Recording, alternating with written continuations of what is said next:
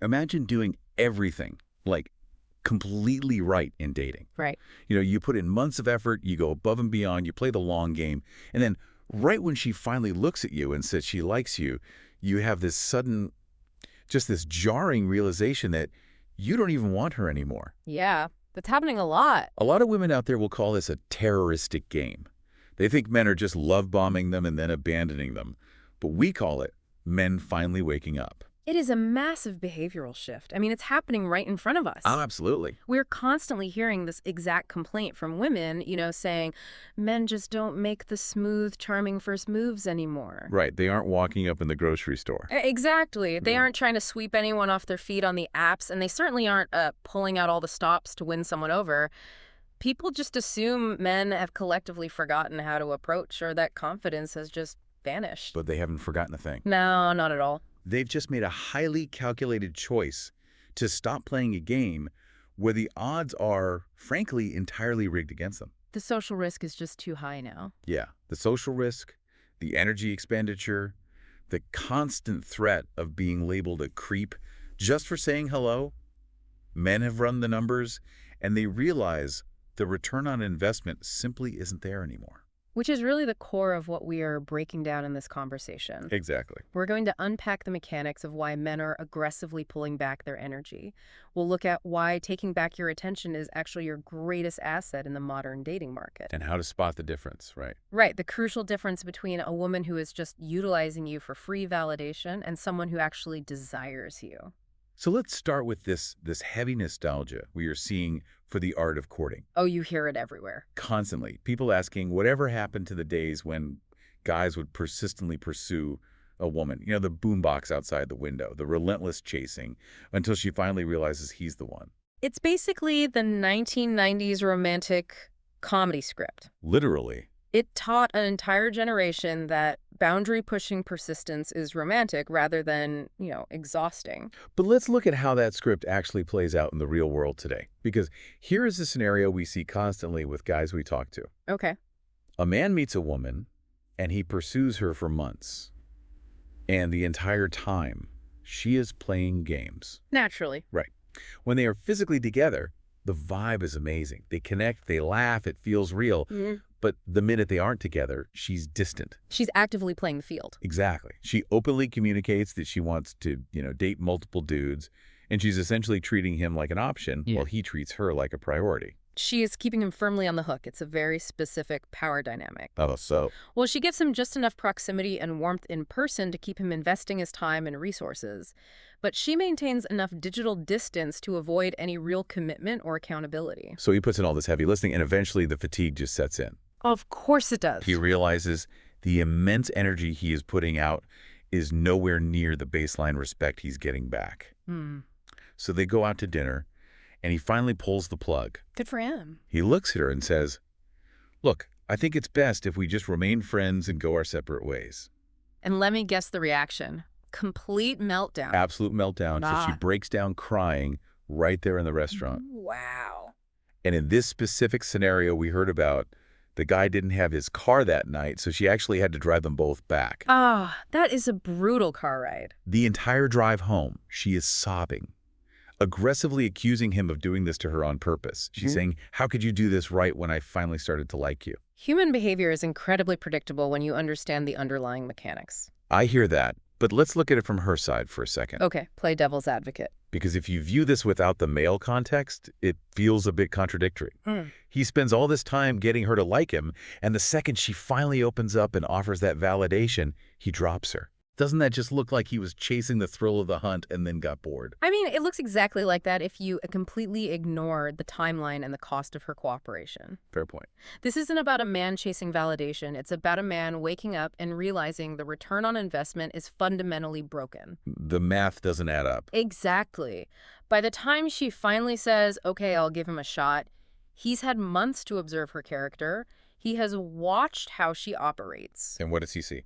He realizes that while he was moving mountains, paying for dinners, and planning thoughtful dates just to get a text back, she was willingly giving her time and energy to other guys for a fraction of the effort. That is the exact breaking point for most men. Right. The realization of asymmetry. When a man sees that his absolute best effort is being met with manufactured indifference, while some other guy is getting her immediate cooperation for doing the bare minimum, a switch flips. It's an instant turnoff. Men are realizing that if you have to pull teeth just to get a woman to treat you with basic enthusiasm, you are playing a loser's game. You don't actually want the prize anymore once you realize how much you had to degrade your own boundaries to get it. And that same power dynamic where she expects high effort for zero return, that doesn't just end when the date is over. No, it bleeds into everything. You see it perfectly illustrated in how men are handling rejection now, especially when you look at the modern social media landscape. Oh, you're talking about the attention economy. Yes. This is where the modern dating market completely separates from everything that came before it.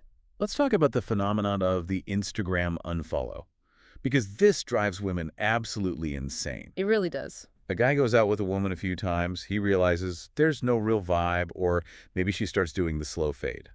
So he just quietly unfollows her on social media and goes about his life. And suddenly she is furious. Furious.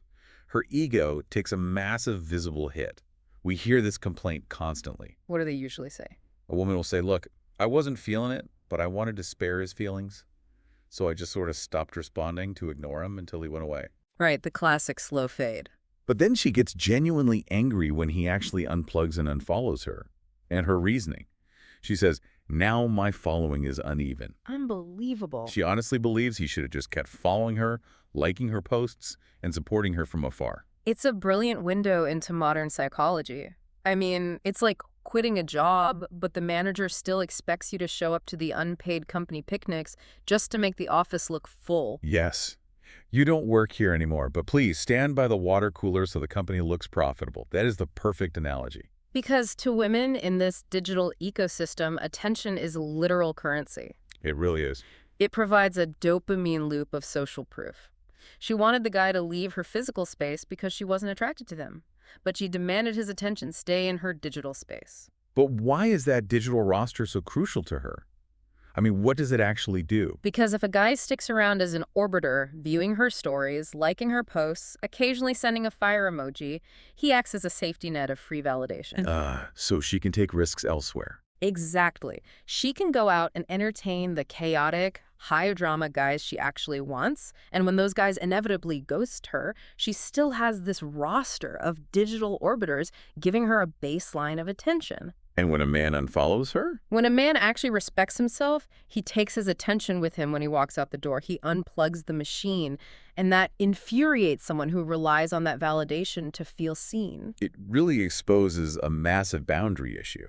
But I know a lot of guys secretly struggle with this on a practical level. Oh, for sure. They don't want to be the guy hovering in the background liking stories, but they don't always know how to escalate things on a date. And they don't know the exact moment they should just walk away. So they just freeze. Right. So they end up lingering as these orbiters purely by accident. A lot of men simply lack a calibrated system for escalation, so they stall out. They hover. And what's the fix for that? Well, this is where having a framework matters. You know, if someone wants a more structured roadmap, that's actually something stealth attraction does well. Oh, Richard La Ruina's program. Right. I like that it gives guys a step-by-step framework instead of leaving them to guess. Which is what most guys are doing, just guessing. Exactly. The mechanism there isn't about making some grand, sweeping gesture to win a woman over. It's about micro-escalations. You test the waters step by step so you know exactly when to move forward and when to walk away. So you actually know when to step on the gas and when to pack it up, rather than just hovering in her DMs hoping she notices your loyalty. Exactly. And that exact same need for digital validation we see on Instagram. It bleeds right into the texting window. Oh, absolutely it does. If men shouldn't be playing this long game of chasing, and they shouldn't be lingering as orbiters, what is the actual right speed to move at when there's mutual interest? This brings us to the infamous 24 to 48-hour texting delay. The manufactured waiting game. Right. We see women complaining bitterly about this specific tactic. They'll say, I text you, you text back in a timely manner, then I reply, and suddenly it takes you 2 full days to get back to me. It kills all the momentum. Completely. We heard one woman describe the psychological toll perfectly. She said, by day 2, I thought you died. I already mourned you and buried you in the backyard. Because the momentum is completely dead. After a week of this artificially delayed back and forth, she says all she knows about the guy is that he has one sibling and likes a certain basketball team. Just a slow drip of boring information. There's no spark, no tension, nothing. And guys will try to justify this behavior. They'll use the classic defense, I'm just really busy. I don't have time for a relationship right now. I need to focus on my career. Sure they are. But the comeback to that is ruthless. And honestly, it's completely accurate.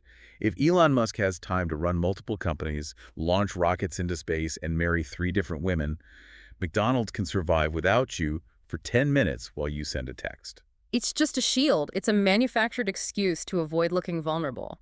But wait, this feels a bit contradictory to everything men are taught.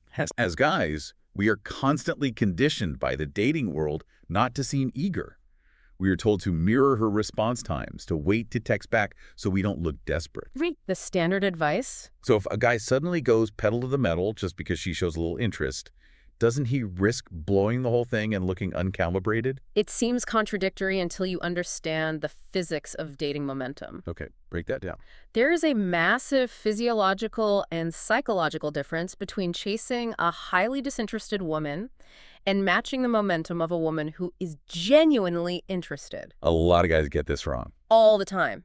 If you are waiting 2 days to text a woman because she is barely giving you anything, one-word answers, taking hours to reply, and you're trying to play it cool to win her over, you're playing a losing game. You're just wasting time. Just walk away. Your attention is being wasted. But if a woman is actually showing high interest, she's engaging, she's asking questions, and you decide to stall for 48 hours to look busy, you will kill the attraction instantly. Because it looks fake. Exactly. Stalling doesn't make you look high value to a woman who likes you. It makes you look socially uncalibrated or like you're playing childish games. So what's the alternative to the endless, anxiety-inducing text marathon? A 5-minute phone call. Just pick up the phone. Pick up the phone, have a quick, charming 5-minute conversation, build some rapid rapport, and set up a definite time and place for a date. Which cuts out all the digital noise. It cuts through the digital validation loop entirely. It forces real-world interaction, which is 100 times more effective than playing this manufactured waiting game over text for a week. It's about decisive action rather than passive strategy. It shows immense confidence. Exactly. But cutting through that digital nonsense exposes a really uncomfortable reality about who women actually reward with that fast, easy cooperation early on. The swag versus the bag dilemma. This is a brutal truth of the dating market. You hear women constantly wondering aloud, usually on social media, why do nothing but bums and hoodlums come my way? Where are the future doctors, the lawyers, the highly productive men? They are genuinely confused as to why they keep attracting men who offer absolutely zero stability while simultaneously ignoring the men who actually possess the traits to build something real. And the reality of this is entirely based on the biological and evolutionary trajectory of how men develop. Right. When guys are younger, in their early 20s, they largely rely on swag. They are charming, they are charismatic, they know exactly what to say to spike a woman's emotions, but they don't have any actual resources. You haven't built anything yet. Exactly. And women in the modern dating market will very often trade the bag, meaning substance, resources, emotional stability, character, for swag early on. Because swag is an evolutionary proxy for confidence. To a younger brain, charisma mimics the signals of high social status and capability. They just want the thrill. They want the adrenaline, they want the guy who makes them feel something unpredictable and exciting right now, even if all logic dictates he is a dead end. But let's break down the male timeline here, because this is where the tables completely turn on these women. This is my favorite part. As men get older, the ones who are focused and productive, they build the bag. They build their careers, their financial resources, their emotional stability. But here is the secret most people miss. As they build the bag, their swag actually increases too. Because true confidence comes from competence, it is impossible to fake. It's not performative charm anymore. Yeah. It's grounded, unshakable confidence that comes from knowing you have conquered difficult things in the real world. Right. And by the time that man has built both, he has the resources and the grounded confidence, he honestly does not care how these women view him anymore. He is no longer seeking their validation to feel like a man. Which is incredibly frustrating for the women who have finally decided they are ready to, quote, settle down. It's a deep irony. It's like someone who knows exactly how to make money but actively chooses to be broke. These women claim they have incredibly high standards. They post memes about knowing their worth and knowing exactly what they want. But then they entertain charismatic losers for weeks or months at a time, giving them endless chances. While the productive men, the guys who are actually using their minds to get ahead and aren't being led blindly by their emotions, they watch this happen. They see it all. They see a woman entertain a guy who brings absolutely nothing to the table just because he has a silver tongue and a bad attitude. Yeah. And the productive man simply looks at the situation, calculates the ROI, and says, I'm out.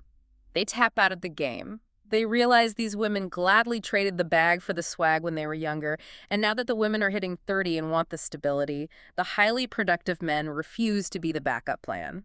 They aren't suckers. No, they aren't going to pay full price for something another guy got for free. So if the modern dating market is this full of games, and high-value men are rightfully walking away from the nonsense, what does it actually look like when it goes right? That's the real question. When a woman is genuinely interested and a guy is operating with high boundaries, what does that interaction look like in the real world? It looks like cooperation. Absolute frictionless cooperation. We heard a great real-life success story recently that illustrates this perfectly. Oh, the concert story. Yeah. So this woman is at a gig in North London. She arrives at a different entrance than her friend, so her friend has to go all the way back through security. She is left standing there alone in the lobby for maybe 4 minutes. It's a tiny window, but it's the perfect window. Exactly. During that 4-minute window, a very attractive guy walks past her. They make eye contact, and she notices his eyes linger. Okay, standard setup. Now, in the old paradigm, the nostalgia we talked about earlier, she would just stand there passively and hope he comes over and does a tap dance to win her over. Right, wait for him to do all the work. But instead, she takes the initiative. As he walks by, she just looks at him and says, nice outfit. It is so simple. It is incredibly low pressure, but it completely removes the obstacle and opens the door for him to escalate. A guy says, thank you, takes a couple more steps, stops, turns around and says, actually, can I sit with you? She tells him to pull up a chair. They chat for a few minutes, exchange names, figure out who they're there with. Total natural, grounded vibe. Notice there are no games here. No one is waiting 3 days to reply. No one is pretending to be too busy. It is just two adults having a conversation. And here is where the mechanics of it get really interesting. Her friend finally comes back from security. The interruption. Right. The friend clearly isn't interested in chatting with a stranger, so the friend tells her they should head inside to catch the show. The attractive guy instantly reads the room, gets the hint, politely excuses himself, and says, it was nice to meet you. He demonstrated immense abundance. He was willing to walk away the second the dynamic shifted. He didn't linger, he didn't act desperate, and he didn't beg for her social media. He respected the boundary and his own time, but she doesn't let him just walk away. No, she doesn't. After he takes 2 steps, she turns around and says, you can have my number. He didn't even have to ask for it. He didn't have to jump through a hoop. She just gave it to him. And her reasoning. Her exact philosophy on this, when she recounted the story, she literally said, YOLO, give him your number. That right there is the antidote to the entire modern dating mess. This is what genuine female cooperation looks like. It's so refreshing. When a woman genuinely likes a man, and I mean actually biologically desires him, she does not make him duel for her. She does not make him jump through a dozen flaming hoops to prove his worth. She actively removes the obstacles from his path. She makes it exceptionally easy. She opens the door with a low-investment compliment. She welcomes his escalation when he asks to sit down. And when the interaction is naturally interrupted by outside forces, she ensures he has her contact information so the connection doesn't die. It's the polar opposite of the woman crying in the car because her manipulation game backfired. Men are waking up to this reality. If you have to drag a woman across the finish line of a date, if you have to strategize for 3 days just to get a text back, she doesn't really want to be there. No. And you shouldn't want to be there either. So, to bring this all together, the prevailing narrative that men are just giving up on dating is entirely false. They aren't giving up. They are leveling up their boundaries. They're prioritizing their peace, their freedom, and building their own lives, securing the bag, building their competence and their grounded confidence over playing a rigged game. Exactly. They are choosing themselves instead of choosing to be an unpaid participant in someone else's endless validation cycle. Which leaves you with a very real, very sobering question to ask yourself right now. It's a tough way. I want you to look closely at the women you are currently talking to in your life. Are you acting as a free source of validation just to keep her Instagram following even? Are you the orbiter? Right. Are you the guy hovering in the background at the unpaid company picnic, hoping the boss notices your loyalty? Or are you investing your time, your money, and your emotional energy where it is actually genuinely reciprocated with enthusiasm? It's a critical distinction. Because if you are still doing everything right for someone who's doing everything wrong, it is time to wake up. Stop giving away your attention for free. Absolutely. Great session today. We'll see you on the next one.